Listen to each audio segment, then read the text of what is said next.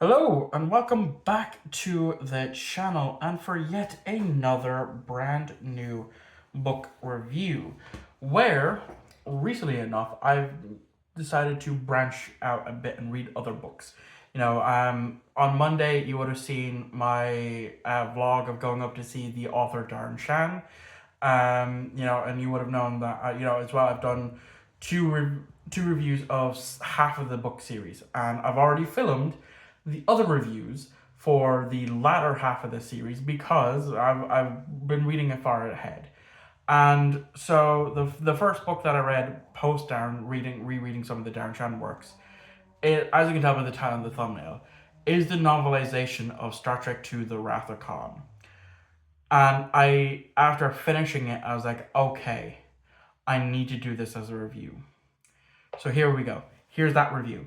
So, the novelization of Wrath of Khan is honestly really fucking good.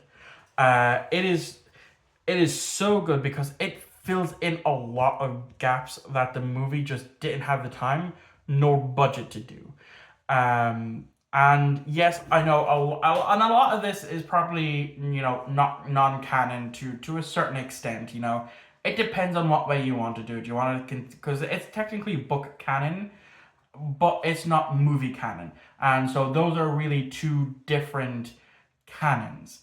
So the book basically starts in the exact same way as the movie does, with the Kobayashi Maru scene, and we get to see a bit more of the aftermath of that because I can't remember,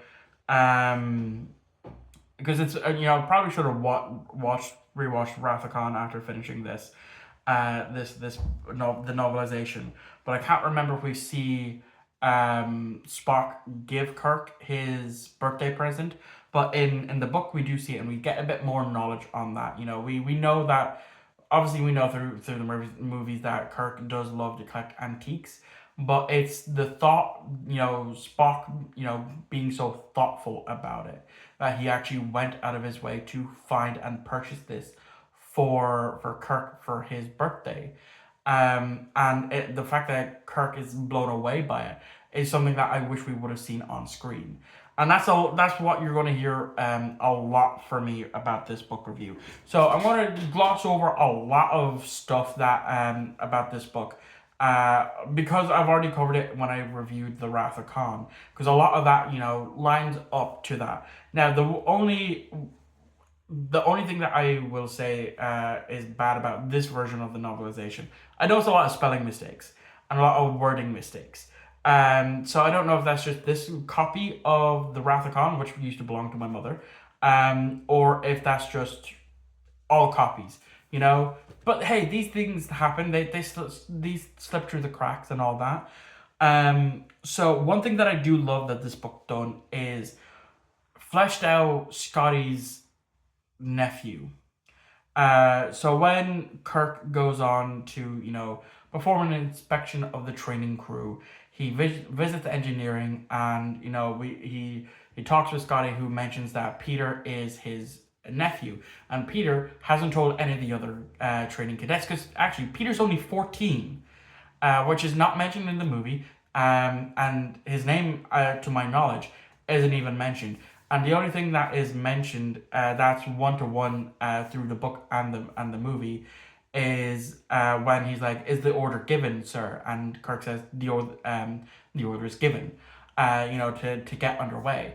But there's a bit more to that scene in the novelization where Peter kind of embarrasses Kirk in a sense that really pisses off Scotty.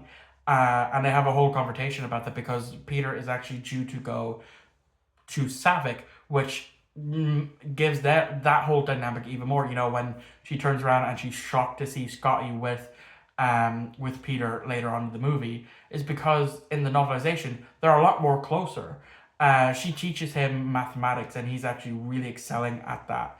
And I it's these types of things that I really do wish they would have brought in, because the closeness that we see through the novelization is something that is missing from the movie. Now I get it, a lot, and it's a common thing with books to movies, or even books of movies, books based on movies. A lot of it is going to be left on the cutting room floor, and again, like I said, budget is a main issue. But I loved it. It made me love Peter that bit more because in the movie he's just in three scenes. The first scene when Kirk is inspecting engineering. The second when Scotty brings him up after the first attack from the Reliant, and his death. But this novelization actually made me care for him, made me understand him as a person. And by the time that death scene came about, I was choking back tears because that's how powerful the novelization has made that for me. Made me appreciate that character a lot more. It's made me appreciate Savick a lot more because we obviously know it's kind of thrown around on, is she half Romulan? Isn't she half Romulan?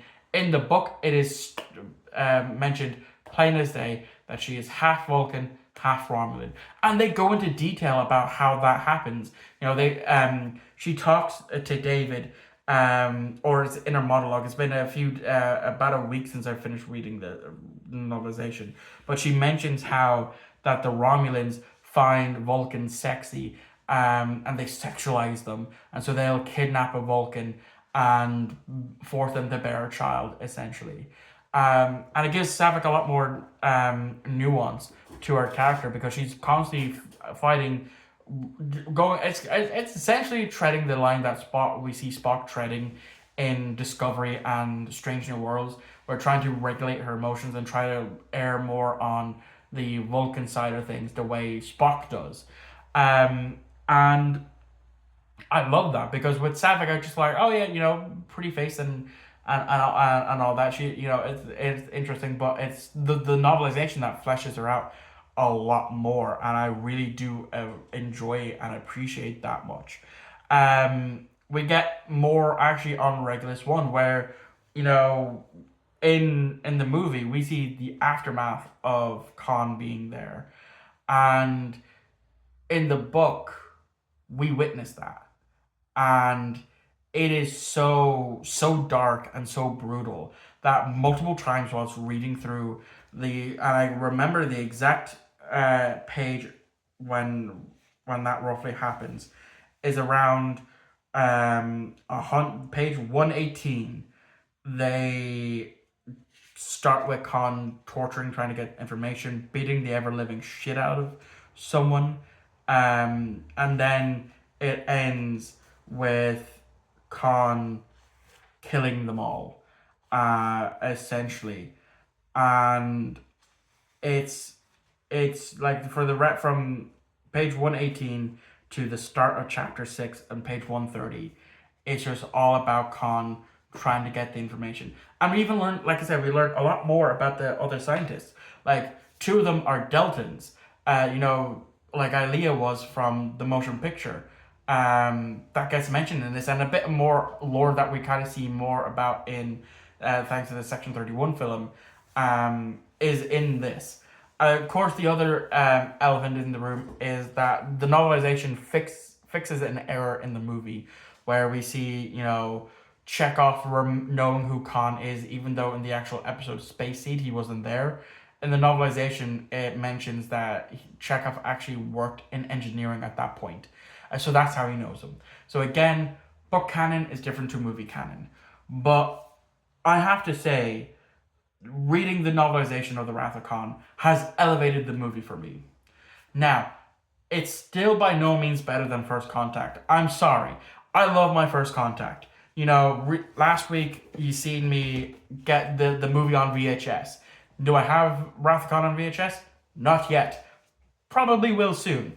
But yeah, I just honestly, this might have become in my top 10 favorite books of all time because of how much I loved it. Because like I said, during the Khan killing the other scientists, I physically had to put the book down for those less than 20 pages of from the end of chapter 5 to the beginning of chapter 6. I literally had to keep putting it down because of just how brutal Khan is. that we don't see in the movie. And also, it fleshes out Khan's relationship with his right hand man, Jacob, or however it's pronounced. Jokum is kind of how I've been reading it. But it fleshes that out. We see more about that. Jokum is trying to. It's actually during those scenes where Khan is brutally beat Dell up. One of the scientists. He's questioning himself. He's questioning Khan a lot, but because back in the 1990s, just before their exile from Earth, he made a vow to always serve Khan no matter what. Even though he's dealing with this inner conflict, he still goes through it, and I love that because again, it expands more, and I'm so happy that it does that. Like I said, it's in my top 10 favorite books of all time now. And this is actually the very first Star Trek book I've ever read. Excuse me, outside of comics, because I've read a few comics that I own, but this is the first book that I've read from Star Trek. Because I still own. If you've seen my Star Trek collection video, that's over an hour and 40 minutes long. You'll see a bunch of those Star Trek books that I have, and so yeah, I'm definitely gonna go back and read a bunch more of these because I really thoroughly enjoyed the novelization of the Wrath of Khan. I'm going to try and track down more novelizations of these movies because I know when it came to Star Trek ones that it's hit or miss what has novelizations and what don't. Like I think for the motion picture, it's mainly done in the Marvel comics, which I do own. And then obviously we have the Wrath of Khan here, and then I'm pretty sure I'm not sure what other novelizations of the original 6 movies exist. And then I'm pretty sure there's novelizations of Generations, First Contact, Insurrection, maybe Nemesis. I'm not 100% sure. But there definitely is a novelization of Into Darkness that I think I've seen. But anyway, that is going to wrap this video up. Let me know what you thought. If you read the novelization before, let me know what you thought of it in the comments down below. And I will see you all back here on Monday for another brand new discussion video where I'm going to give you some tips on how to start collecting physical media like I've been doing. So I hope to see you for that video. Obviously then tomorrow is going to be Doctor Who because we're getting very close to the end for Doctor Who. But anyway, I'll catch you all on the very next upload. I'll see you all next time.